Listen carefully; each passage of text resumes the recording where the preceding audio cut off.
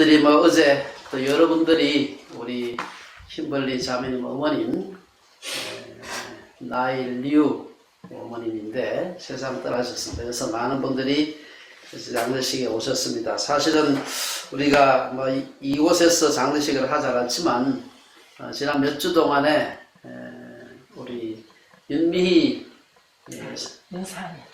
윤상이 죄송합니다. 윤상이 사모님 또 그 아버님 세상 떠나셨는데 한국에서 떠나셔서 사실 아시겠지만 못 갔습니다. 또 우리 김세희 사모님 지금 우리 이제 선교제 가기도 했지만 그 아버님도 또 몇 주 전에 세상 떠나셨고 우리 교회 멤버가 아닙니다만 우리 교회 가끔 설교하시는 최정원 교수님도 지난 한 달 정도 전에 한국에서도 세상을 떠나셨어요. 그래서 참 굉장히 모두가 다 최근에 한 달, 우리 별로 크지 않은 공동체인데도 여러 집들이 부모님 상을 당했습니다. 그러면서도 이 코로나 팬데믹으로 인해 가지고 부모님 장례식에도 참여 못하는 참 그런 가슴 아픈 그런 일이 있었습니다. 우리가 이 세상 살아가면서 여러 가지 많은 것을 두려워하지만 그 중에서도 이 죽음이라고 하는 것은 어떤 의미에서 우리에게 가장 큰 마지막 원수다. 제 말이 아니라 사도 바울이 그런 얘기를 했습니다. 그래서 우리가 어떻게든지 오래 살기 위해서 또 건강하게 살기 위해서 노력을 많이 하죠. 그렇지만 우리가 한 가지 분명히 아는 것은 우리가 아무리 보약 먹고 운동 열심히 해도 우리가 영원히 살지 못한다는 사실입니다. 여러분 대충 아시겠습니다만 우리 한국인 남자들의 평균 수명이 남자들은 한 80세 정도 되고 여자들은 한 86세 정도 돼가지고 평균을 하면 한 80, 한 2, 3세 정도 됩니다. 우리가 자기 나이를 한번 가만히 생각해 보시면 이 평균 수명이라고 하는 것은 수백만 명을 통계를 내가지고 한 거기 때문에 굉장히 정확합니다. 내가 그보다 조금 더 살 수도 있지만 그 확률처럼 좀 덜 살 수도 있는 것입니다. 그래서 우리가 평균적으로 혹은 통계적으로 그 평균 수명만큼 산다 생각하면은 내가 앞으로 몇 번 크리스마스 더 맞으면 끝나겠구나 하는 생각을 해봐야 돼요. 제가 이제 만 65세를 지났으니까 사실 이제 제가 한 15번 남았구나 생각하면 15번 맞은 것 중에 한 번을 벌써 지났어. 이러면 여러분 조금 마음에 조금 조급해지지 않습니까? 아마 여기 계시는 우리 어른들은 대부분 아마 이 땅에서 크리스마스를 50번 못 지나고 아마 세상을 떠날 겁니다. 그렇다면 우리가 정말 이렇게 어쩔 수 없이 우리가 원턴 원치 않던 우리가 맞이할 수밖에 없는 죽음입니다. 그리스도인들에게 가장 큰 축복은 무엇일까? 저는 생각해 봤을 때 그것은 죽음을 두려워하지 않는 이유가 있다는 사실입니다. 우리가 그 사실로 인해서 얼마나 좀 기쁨 가운데 사는지는 두 번째 문제고 합리적이고 우리 아주 분명한 이유가 있다는 사실입니다. 물론 예수 믿는 사람들도 죽음을 두렵고 피하려고 합니다. 하지만 성경은 예수님께서 죽음을 이기셨고 그 예수님의 그 죽음을 이기심으로 인해서 우리도 그분처럼 죽음을 이길 수 있다라고 하는 것을 성경이 선포하고 있는 것입니다. 어떤 의미에서 우리가 믿음이 도대체 뭐냐 하면은 예수님께서 죽으셨고 다시 사셨기 때문에 우리도 부활한다 라는 것을 얼마나 믿느냐, 확실하게 아는 거 말고 믿느냐 라는 것이 우리의 믿음의 척도다. 그렇게도 얘기할 수 있을 겁니다. 그래서 우리가 오늘 이 말씀을 통해서 우리가 어떻게 이 죽음의 두려움을 이길 수 있을까? 그래서 오늘 고린도후서의 5장 1절에서 10절의 말씀에 보면은 아주 중요한 죽음의 두려움을 이기는 세 가지 중요한 비결이랄까, 키랄까. 그래서 우리 얘기를 하고 있습니다. 그래서 제가 그 말씀 함께 나누었으면 좋겠습니다. 첫째, 우리가 이 죽음을 이길 수 있는, 죽음의 두려움을 이길 수 있는 첫 번째 키는 이 땅의 삶이 끝나면 우리에게 영원한 집이 있다 하는 것을 믿는 것입니다. 너무 잘 아는 것이죠. 1절 오늘 바울은 1절에서 우리에게 두 종류의 집이 있다 하는 것을 이 대조적으로 얘기를 하고 있습니다. 그것은 이 땅의 장막집, 영어로 텐트하우스입니다. 장막집과 하늘에 있는 영원한 집입니다. 여기서 우리가 집이라고 하는 것은 말할 필요도 없이 우리 지금 이 집이 아니라 우리 몸을 가르치는 말이에요. 이것을 집이다 그렇게 표현하고 있습니다. 그래서 우리가 바울은 이 땅에서 우리가 언젠가 사라지게 될 유한한 우리의 몸 이것을 장막집이다. 이렇게 표현하고 또 우리의 육체가 죽고 난 뒤에 하늘에서 우리를 위해서 예비된 그 영원한 육체, 그것을 영원한 집이다. 그렇게 얘기하고 있습니다. 여러분 아시는 대로 사도 바울은 살아있는 동안에 그분의 그 업이 장막 짓는 것, 천막을 짓는 업이었습니다. 그래서 그분은 누구보다도 천막이 어떤 장막이 어떤 것인지 잘 아는 그런 분입니다. 아무리 견고하게 좋은 그 천으로 당시에 좋은 천으로 만들어도 결국은 장막은 시간이 지나게 되면은 낡아지게 되는 것입니다. 요즘 여러분들 텐트가 굉장히 그 좋은 텐트가 많습니다. 뭐 자외선 방지할 수 있는 자외선으로 인해서 이제 모든 화학 제품들은 다 이게 부식이 되는데 그거 차단할 수 있도록 그런 여러 가지 기술이 많음에도 불구하고 영원하지 않다 하는 건 아주 분명합니다. 바울은 땅에 있는 우리 몸이 무너지면 우리는 하늘에 있는 다른 영원한 몸을 입게 된다. 그렇게 얘기를 합니다. 이 땅에 있는 장막집이 무너지면 하늘에 있는 영원한 집이 있다. 성경에서는 땅과 하늘을 얘기할 때는 항상 하늘에 있는 것에 비해서 땅의 것은 일시적이고 임시적입니다. 하늘의 것은 영원하다. 뭐 그런 뜻으로 쓴 적이 많습니다. 그래서 바울은 이것을 장막집, 즉 텐트라고 말을 합니다. 1세기 때 많은 유대인들은 장막을 짊어지고 장막을 짊어지고 요즘 여러분들 그 아주 가벼운 그 비싼 텐트하고 달라요. 제 텐트는 굉장히 가볍습니다. 그러나 당시에 장막은 합성 섬유가 없던 시절이에요. 그때는 굉장히 무겁습니다. 이것을 지고 이곳저곳으로 거주지를 옮겨 다니면서 사는 사람이 많았습니다. 물론 집에 사는 사람도 많았지만, 그래서 요즘 우리가 텐트하고는 전혀 달랐다. 장막이라고 하는 것을 금방 만들어 가지고 쓸 때는 그 당시라도 새 거일 때는 깨끗하고 잠시 아름답습니다만 조금만 시간이 지나면 헐게 됩니다. 우리 여러분 우리 과학의 그 역사를 보게 되면은 여러 그 시대마다 큰 발명이 나오는데 사실은 오늘 우리의 그 입고 있는 의류의 혁명, 이것은 19세기 후반의 얘기입니다. 소위 오늘 말하는 3대 그 합성 섬유 있죠. 폴리에스터하고 나일론하고 그 아크릴인데 이 세 가지가 뭐 거의 대부분 합성 섬유인데 이 합성 섬유가 19세기 말에 발명이 됐어요. 그러면서 이것이 본격적으로 우리의 삶에, 우리의 옷에, 뭐 옷에만 쓰이는 건 아니지만 사용되기 시작한 것은 지난 몇십 년밖에 되지 않습니다.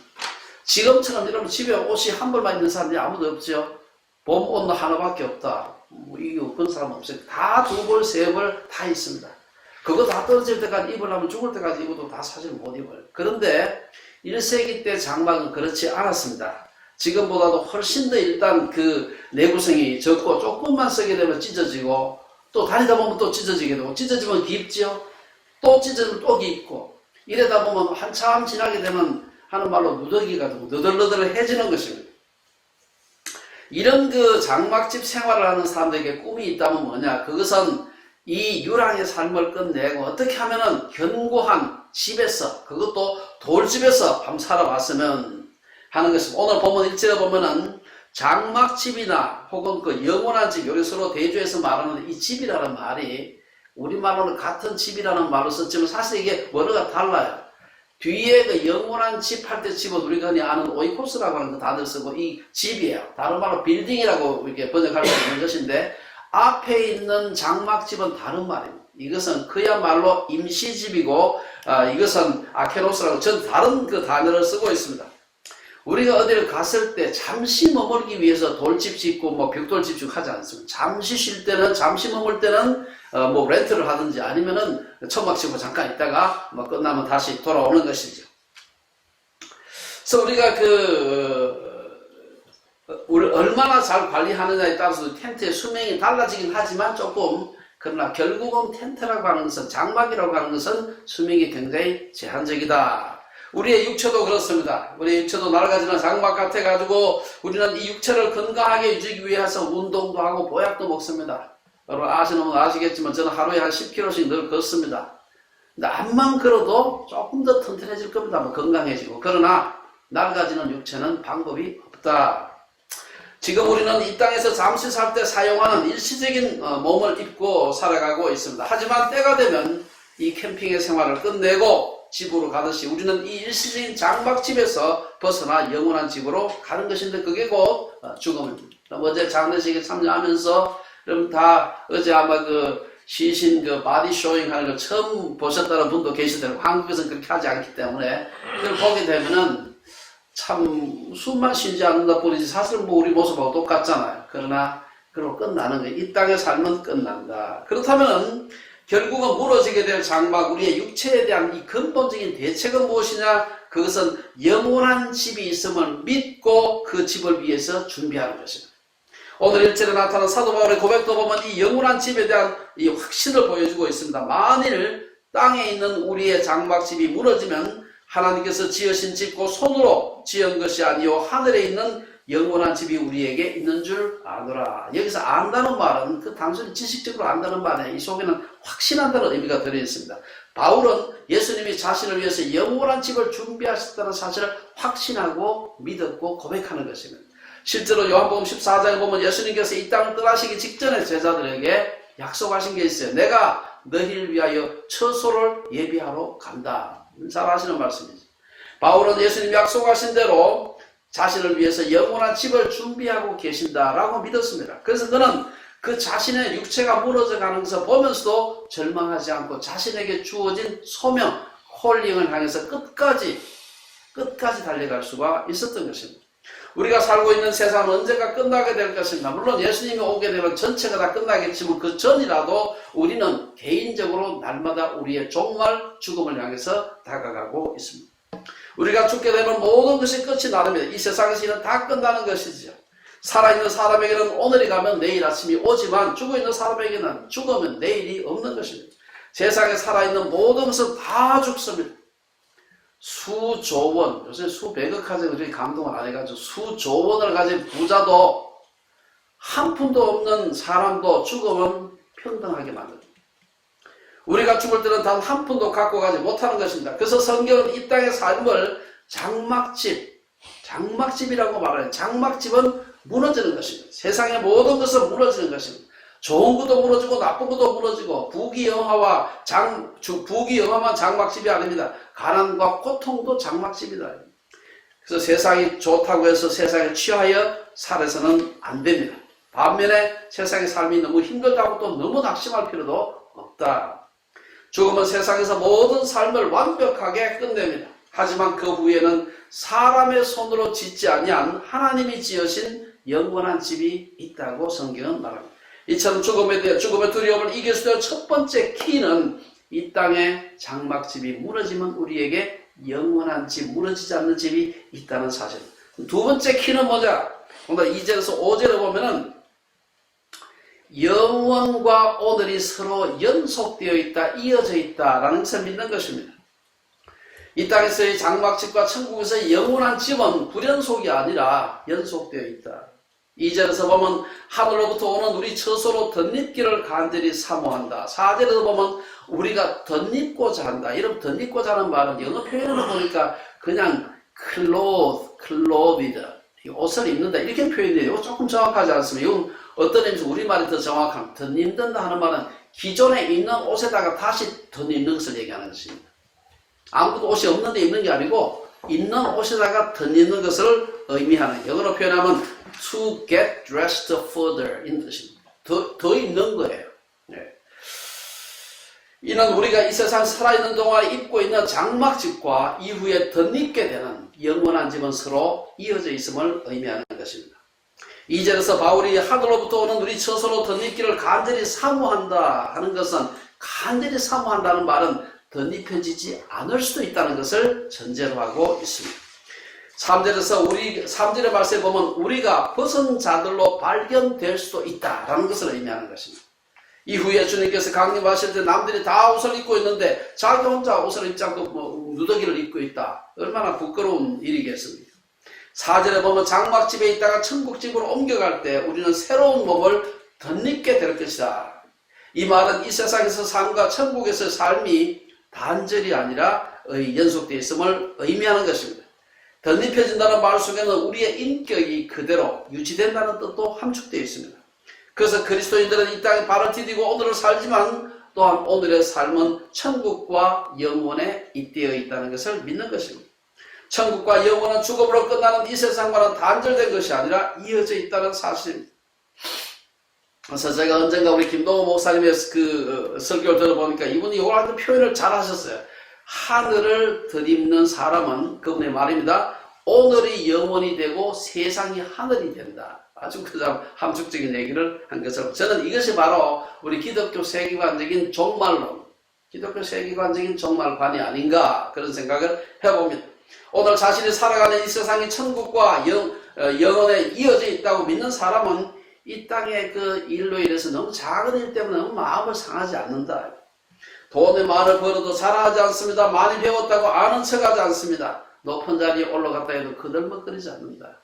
그런데 양 목사는 왜 아는 척 하느냐? 이게 덜 돼서 그렇게. 확실히 익으면 안 그런데 덜 돼서 아는 척하고 뭐 교만하지. 정말로 우리가 이 땅에 사는 동안에 우리의 그 삶이, 내 그 모습이 참 하나님 앞에 그대로 이어진다 생각하면 우리가 마구 그렇게 살 수가 없는 것입니다. 가난해도 부끄러워하지 않고 실패해도 낙담하지 않는 것입니다. 억울한 일을 당해도 마음은 아프지만 그렇게 원망하지 않는다. 세상에서의 삶이 천국에 이어져 있다고 믿는 사람은 부하면 부한대로, 가난하면 가난한 대로 기쁘게 사는 것입니다. 그래서 사도 바울은 빌립보서 4장에서 나는 비천에 처할 줄도 알고 풍부에 처할 줄도 알아 모든 일 곧 배부름과 배고픔과 풍부와 궁핍에도 처할 줄 아는 일치의 비결을 배웠다. 빌립보서 4장 12절에서 그렇게 고백하고 있습니다. 이것이 하나님 나라를 사는 사람들의 삶의 모습이라고 할 수 있습니다. 이어져 있다는 말은 다른 말로 영혼과 천국으로 덧입혀져 있다. 오늘 본문은 그렇게 표현하고 있습니다. 그럼 우리가 2절에서 바울은 왜 하늘로부터 오는 우리 처소로 덧입기를 간절히 사모해야 하는가? 3절은 그렇지 않은 우리가 벗은 채로, 벌거벗은 채로, 부끄러운 채로 드러날 수 있기 때문이다.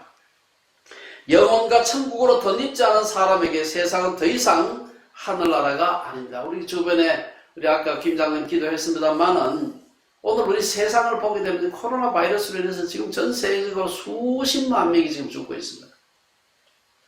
그리고 조지 플로이드라는 사람 흑인의 그 죽음으로 인해서 막 미국 전체가 난리예요, 난리. 그걸 보고 우리가 좋다 이렇게 말할 수 없거든.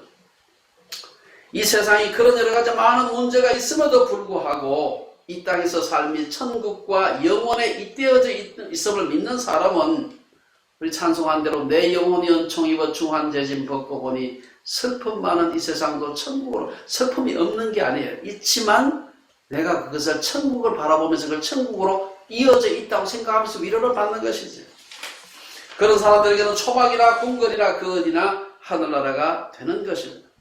믿음으로 사는 사람은 어떤 일을 당하더라도 세상을 바라보기보다도 영원과 천국을 바라보며 살기 때문에 초연해질 수 있다. 사도 바울은 로마서 8장 18절에서 현재의 고난 장차 우리에게 나타날 영광과 비교할 수 없다. 옛날에 개혁한글을 보면 좋게 비교할 수 없다. 아직 그 표현이 참 좋은데 왜 뺐는지 제가 개혁개정에서 왜 뺐는지 잘 모르겠습니다만은 어떤 의미에서 그렇게 초연해지려고 훈련하는 것, 그것이 신앙훈련이고 그것이 제자훈련이 아닌가, 그런 생각을 해봅니다. 사실 우리가 사도 바울의 그 글을 보게 되면 사도 바울은 예수 믿은 뒤에 고난을 굉장히 많이 당했습니다. 사도 바울의 고난에 대해서 여러 가지 여기저기서 얘기를 하고 있지만 고린도서 11장에 보면은 내가 수고를 넘치도록 하고 옥에 갇히지도 더 많이 하고 매도 수없이 맞고 여러 번 죽을 뻔하였으니 등등등등 다 아시죠?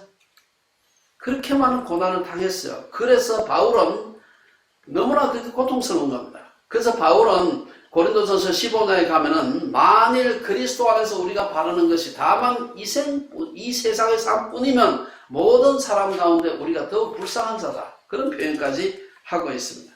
바울의 옥중서 시대라고 하는, 바울이 로마 감옥에서 썼다고 하는 네 권의 성경이 있죠. 에베소서, 빌립보서, 골로새서, 빌레몬서. 이게 이제 옥중서신입니다. 이 옥중서신에 그 중에 가장 많이 등장하는 그 단어가 기쁨이라는 단어.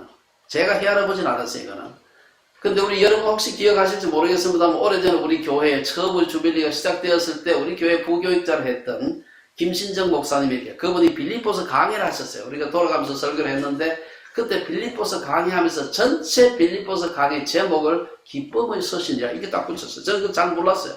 그런데 우리 김 목사님 설교하는 가만 들어보니까 빌립보서의 그 기쁨에 대한 얘기가 아주 많이 나와요. 뭐 별로 길지 않은 성경인데도 많이 나오는 걸 볼 수가 있습니다. 빌립보서 2장에 보면은 2장 18절에 사도 바울이 빌립보 성도들에게 이와 같이 너희도 기뻐하고 나와 함께 기뻐하라. 4장 4절에 보면 주 안에서 항상 기뻐하라. 내가 다시 말하노니 기뻐하라. 그는 이 땅에 살면서도 천국과 영혼을 덧입었기 때문에 그는 기뻐하라고 했습니다. 그래서 죽음의 두려움을 이길 수 있는 첫 번째 키는 이 땅의 장막집이 무너지면 천국에 영원한 집이 있는 것을 믿는 것입니다. 소멸이 아니고요. 무덤에서 끝나는 게 아니고 영원한 집이 있다. 두 번째, 오늘 이 땅에 사는 내가 노력하는 것, 이 모든 것들이 창조의 아름다움, 나의 선한 행실, 복음을 위해서 수고한 것, 이것이 그냥 죽음으로 그냥 끝나는 것이 아니고 이게 이어진다는 사실입니다. 세 번째 마지막으로 우리가 이 키는 뭔가 하면 그리스도의 심판대 앞에 선다는 것을 믿는 것입니다. 오늘 10절에 보면 그 얘기가 나와 있는데요. 6절에서 10절에서 쭉 보면 그 얘기가 나와 있습니다. 6절을 보면 우리가 몸으로 있을 때 장막집에 있을 동안에는 우리가 이 세상에 있을 동안에는 예수님은 천국에 계시고 우리는 여기 있기 때문에 함께하지 못한다. 그렇게 얘기를 하고 있습니다. 그러면서 7절의 말씀 보면은 우리는 믿음으로 행하고 보는 것으로 행하지 않는다. 보는 것으로 행하지 아니한다. 그렇게 얘기하고 있습니다. 왜냐? 이 땅에 살고 있으면 눈으로 보는 걸로 행하겠지만 예수님이 이 땅에 계시잖아요. 그래서 믿음으로 행하는 것입니다. 믿음은 바라는 것들의 실상이기 때문에 그렇다. 몸으로 있을 때는 주님과 따로 있지만 그럼에도 불구하고 주님이 함께 하는 것처럼 믿음으로 행하고 보는 것으로 행하지 않는다면 8절에 보면 바울은 환경이 너무 힘들고 고통스러워서 때로는 조금이라도 빨리 이 세상에서 삶을 마치고 주님과 함께 영원한 안식을 누리고 싶다는 그 소망을 피력하고 있습니다. 고린도후서는 여러분 사도 바울이 3차 전도 여행 기간 중에서 쓴 편지입니다. 당시 그가 에베소에서 목회를 하고 있었다고 얘기를 해요. 한 3년 정도 머물렀는데 그때 이 에베소는 지금 현재 소아시아 터키에 있습니다. 그리고 고린도는 지금 현재 그리스에 있습니다. 그러니까 그 중간에 에게해라고 하는 바다가 있어요. 에게해 바다 건너 서쪽에 있는 고린도 교회에 문제가 많다는 얘기 자꾸 듣고 그 중에는 사도 바울에 대해서도 막 험담을 하고 그게 사도냐 뭐 인물도 어떤 게 이렇게 막 험담하는 얘기도 막 들린다 하는 얘기를 듣고 너무나 마음이 아파가지고 고린도전서 고린도후서를 쓴 것입니다. 고통 가운데 쓴 것이죠. 그래서 그 사도 바울은 그 문제를 해결하기 위해서 고린도 전후서를 쓰게 됩니다. 근데 구절에서 바울은 우리는 몸으로 있든지 떠나든지 주를 기쁘게 하는 자가 되기를 힘쓴다. 그런 여러 가지 고통 가운데 있음에도 불구하고 우리가 주를 기쁘시게 하는 자가 되기를 원한다. 바울은 많이 힘든 가운데서도 우리의 인생을 주관하시는 분은 하나님이시기 때문에 하나님께서 이 땅에 살도록 허락하신 동안에는 힘써 주님을 기쁘시게 하는 자로 살아야 한다고 말하는 것입니다. 그래서 그는 속히 주님 앞에 내가 가기를 원합니다. 이게 여기만 얘기하는 게 아니라 빌립보서 1장에도 보면은 내가 그 둘 사이에 끼어서 둘이 뭡니까? 죽는 거하고 사는 거하고 사이에 끼어있다. 천국의 영원한 집과 이 땅의 장막집 사이에 끼어있다. 차라리 세상을 떠나서 그리스도와 함께 있는 것이 훨씬 더 좋은 일이다. 그렇게 하고 싶다라고 얘기하는 것입니다. 제가 지난주에 이 말씀을 준비하면서 여러분 잘 아는 손명희 그 시인이 있죠. 그분이 63년생이니까 나이가 이제 상당히 들었어요. 이제는 57세 택이죠. 상당히 이제 좀 환갑을 바라보는 그런 나이가 된 사람. 그분의 여러 가지 감정들을 제가 읽으면서 참 마음에 와닿았던 게 그분이 그 뇌성마비라고 하는 게 그렇잖아요. 사실은 정신은 그대로 있는데 육체가 움직이지 않는 거예요. 그래서 이 손명희 시인이 말하기를 죽고 싶어도 마음대로 죽을 수가 없어서 몸이 움직이질 않으니까 그 말을 제가 참 마음 확 꽂히더라고요. 그가 정말 태어나서 사춘기 지나면서 소녀 시절을 지나면서 16살에 예수님을 믿게 되는데 그 믿기 전까지는 죽고 싶어가지고 너무너무 죽고 싶은데 그거는 주님 만나고 싶어 죽고 싶은 게 아니에요. 너무 힘들기 때문에 죽고 싶은데 죽을 수가 없는 것이 몸이 말을 안 들으니까. 그런 거가 주님을 만나고 난 뒤에 놀랍게도 그분이 28건의 시집을 냈고 저는 그분이 쓴 모든 시집을 제가 보지도 않고 한 권 정도 제가 본 기억이 있는데 그리고 우리 손명희 시인의 그 시를 기초로 해서 쓴 작곡한 작곡이 곡이 100곡이 넘는다. 저는 한두 개밖에 모르는데 100곡이 넘는데 정말 참 예수님 만나고 난 뒤에 내가 하나님 앞에 설 때가 있다 하는 것을 아는 것은 굉장히 중요합니다. 오늘 10절에서 보면은 우리가 심판대 앞에 선다. 이 심판대라고 하는 것은 정죄와 형벌의 개념보다는 심판대. 여러분들이 그 운동회 같은 거 하게 되면은 운동이 막 끝나고 난 뒤에 상 받을 때 심판대 앞에 서죠. 처음엔 1등, 2등, 3등 해서 상을 받는 것입니다. 그리스에서 올림픽 하고 난 뒤에 막 경기하고 달리기를 하든지 마라톤을 하든지 하고 난 뒤에 심판대 앞에 서서 상을 받는 거예요. 그게 상 받는 데예요. 마찬가지로 그리스도인들은 죽은 후에 반드시 그리스도의 심판대 앞에 서서 삶에 대한 평가를 받습니다. 그리스도인들도 신앙의 깊이나 열정의 정도 혹은 헌신의 정도가 다르기 때문에 평가도 다양한 것입니다. 삶의 모든 여정을 마치고 주님 앞에 서는 날 우리는 어떤 평가를 받을까? 이 부끄러움 없는 삶을 살았다면 부끄러움 없는 그런 상을 받게 될 것입니다. 결론적으로 바울이 살던 시기에 지중해 연안 국가들은 그리스의 이원론적 철학의 영향을 많이 받았습니다. 이원론적 철학에서는 이 천한 육신의 장막에서 벗어나면 우리는 온전히 영적인 존재, 완전한 존재가 된다. 그렇기 때문에 지금 육신의 장막 집에 있는 동안에는 몸으로는 무슨 일을 하든지 그것은 내가 죽은 뒤에 나의 모습하고는 전혀 소위 불연속이다. 아무 관계가 없다. 그렇게 생각을 했어요. 이게 그래서 이원론적 철학인데 여기서 나온 아주 중요한 그 아들 정도 되는 철학 사상들이 허무주의, 염세주의, 쾌락주의 이런 것이 다 이원론에서 나온 것입니다.